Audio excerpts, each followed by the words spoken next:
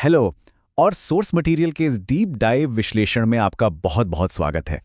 आज की भागदौड़ भरी जिंदगी में फिटनेस के लिए वक्त निकालना, सच कहूं तो सबसे मुश्किल काम लगता है। घंटों जिम में पसीना बहाना हम में से ज्यादातर लोगों के लिए मुमकिन ही नहीं है। लेकिन आज हम जिस रिसर्च को डिकोड करने जा रहे हैं ना, उसने स्पोर्ट्स मेडिसिन की दुनिया में तहलका मचा रखा है। ये एक ऐसा साइंटिफिक समाधान है जो टाइम नहीं है वाले बहाने को हमेशा के लिए खत्म कर सकता है। तो चलिए सीधे मुद्दे पर आते हैं।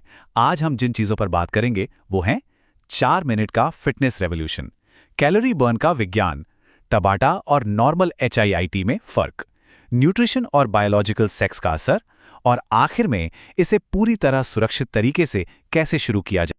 तो चलिए शुरुआत करते हैं हमारे पहले सेक्शन से, 4 मिनट का फिटनेस रेवोल्यूशन और समय की कमी वाली इस सबसे बड़ी बाधा को कैसे पार करें। हम सबके मन में अक्सर ये सवाल आता है कि जब समय ही सबसे बड़ी रुकावट हो तो क्या सच में फिटनेस में कोई बड़ा बदलाव लाया जा सकता है? मतलब क्या सच में बिना घंटों पसीना बहाए कोई रियल साइंटिफिक रिजल्ट मिल सकता है? इसका जवाब वाकई हैरान कर देने वाला है। और वो जवाब है सिर्फ 4 मिनट।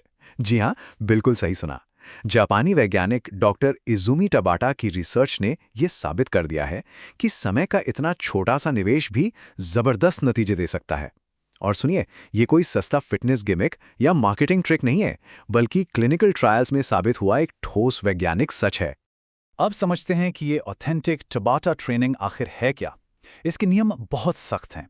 इसमें 20 सेकंड तक अपना 100 नहीं बल्कि 170% एफर्ट देना होता है, यानी अपनी VO2 मैक्स की चरम सीमा पर। और उसके तुरंत बाद ठीक 10 सेकंड का पूरा आराम। बस यही साइकिल बिना रुके 8 बार दोहरानी है, जो कुल मिलाकर 4 मिनट होते हैं। तो ये कोई आम फिटनेस ट्रेंड नहीं है जिसे जैसे मर्जी कर लिया। ये एक बेहद स्ट्रिक्ट साइंटिफिक प्रोटोकॉल है।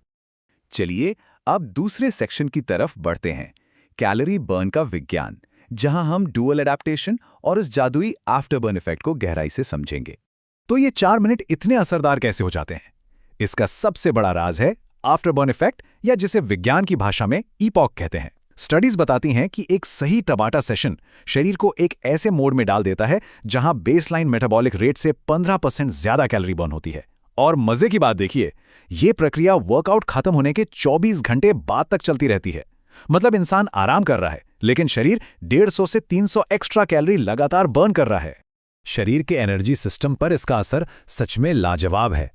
आमतौर पर किसी एक ही वर्कआउट से एरोबिक और एनारोबिक दोनों क्षमताओं का एक साथ बढ़ना बहुत मुश्किल होता है।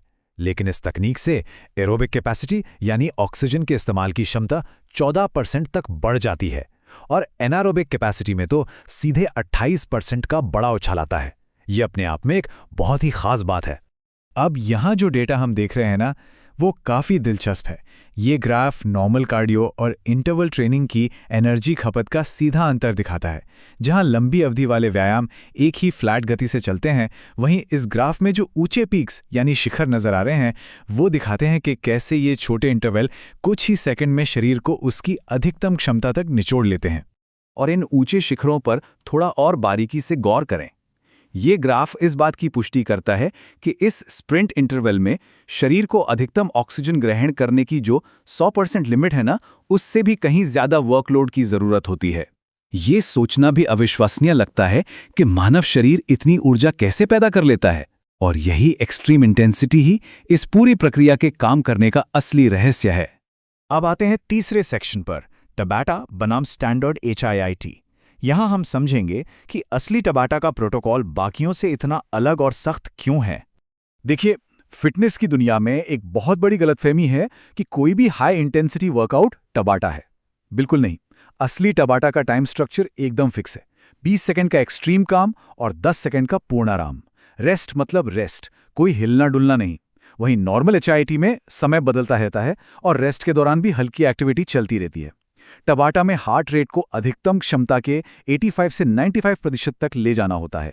यही वो चीज़ है जो इसे आम HIIT से एकदम अलग और बहुत ज़्यादा चैलेंजिंग बनाती है।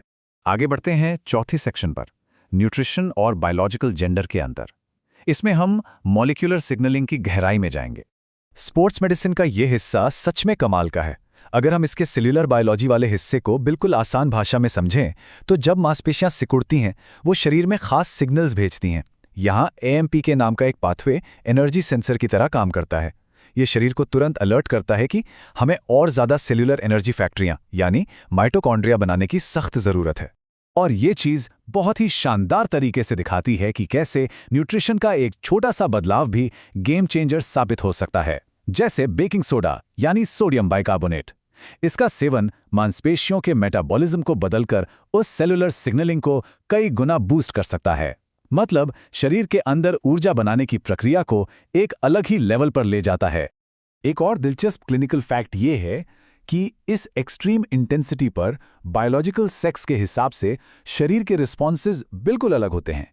डेटा साफ दिखाता है कि स्प्रिंट्स के दौरान महिलाओं के टाइप 1 मसल फाइबर में ग्लाइकोजन 42% कम टूटता है। इसके अलावा लैक्टेट का जमाव कम होता है और 30 सेकंड की स्प्रिंट में एरोबिक सिस्टम का योगदान 25% तक ज़्यादा होता है। तो ये बायोलॉजिकल बारीकियां ही तय करती हैं कि इंटेंस वर्कआउट के दौरान शरीर कैसे थकता है।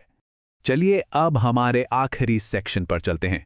सुरक्षित तरीके से शुरुआत कैसे करें, प्रोग्रेशन और काम आने वाले टूल्स। इतनी सारी साइंस के बाद अब बात करते हैं प्रैक्टिकल एप्लीकेशन की। इस सख्त प्रोटोकॉल को अपनी रूटीन में कैसे लाया जाए, इसका एक एविडेंस बेस्ड मॉडल है। पहले दिन ही 70% इंटेंसिटी पर जाने की गलती बिल्कुल नहीं करनी चाहिए। पहले 2 हफ्तों में स्क्वाट्स और मॉडिफाइड पुशअप्स जैसे बेसिक बॉडी वेट मूवमेंट से शरीर को इसकी आदत डालनी चाहिए। फिर तीसरे चौथे हफ्ते में जंप स्क्वाट्स या बर्पीज के साथ इंटेंसिटी बढ़ानी चाहिए। याद रखिए, बिना मजबूत नींव के सीधा एडवांस लेवल पर जाना सिर्फ चोट को बुलावा देना है। और हाँ, वर्कआउट के बीच में 20 और 10 सेकंड का सटीक हिसाब दिमाग में रखना लगभग नामुमकिन है।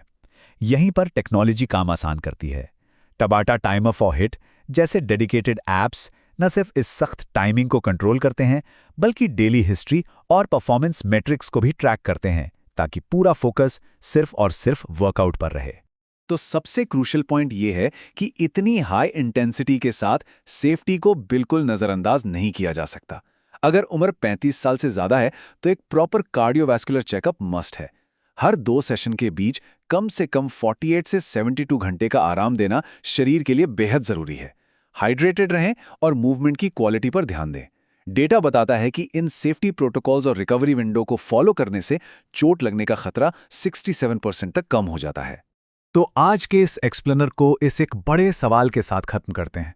सोचिए, अगर सिर्फ 4 मिनट का सटीक और साइंटिफिक एफर्ट हमारे सेलुलर मेटाबॉलिज्म और हार्ट हेल्थ को इतनी गहराई से बदल सकता है, तो क्या हमें समय और फिटनेस के पुराने नियमों को फिर से सोचने की जरूरत नहीं है? शायद इंसान की शारीरिक क्षमता और समय की पाबंदियों का रिश्ता उतना सीधा नहीं है जितना हम आज तक मानते आए हैं।